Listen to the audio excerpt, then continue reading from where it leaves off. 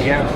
It says broken tire. No? Yeah. The terrazzo is very nice too. Is that like a Trakenese style? Yeah. That's what that is? Yeah. Yeah, so they do a big solid color line for commercial, and that's just a broken version of it to show a concept. Yeah, different things. You know, people is always looking for different things. And the polished is, we use a dry glaze for the polish, so we get a very, very vitrified look. Difference using a dry glaze for a polish because you don't get kind of ripples in when light's reflecting. You actually get a pure mirror finish. It's a much more expensive and difficult way to do a polish tile. And getting a match between a polish and a matte and an anti-slip is very difficult. It's something Respania does incredibly well, so that the product can go all the way through the place, and it matches perfectly no matter what the finish is. Yeah, I like it. Which is awesome.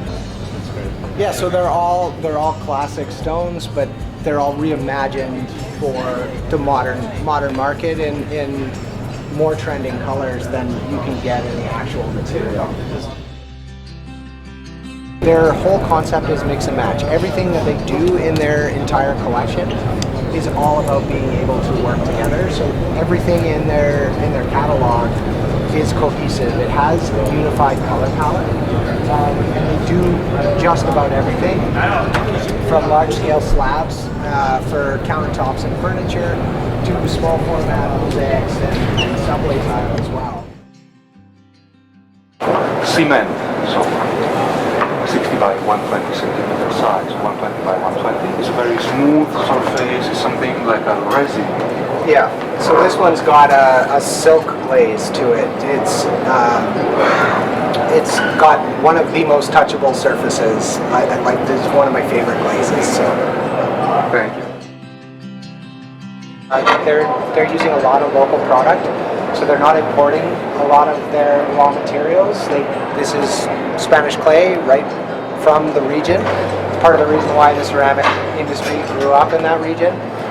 It's something that the industry has fought really hard to sort of reverse a stigma from the 80s, because certain countries' red clay are not as pure and dense and strong as it is in the Castillon region. So again, for global crisis and things like that, using local material is a very strong and resilient story that Mine Too has never gone away from, despite all of the challenges. They've always done local clay, so it's a great sustainable story for the factory as well. It's a factory that has a concrete and image and product, very clear idea of what we have to do. Yeah.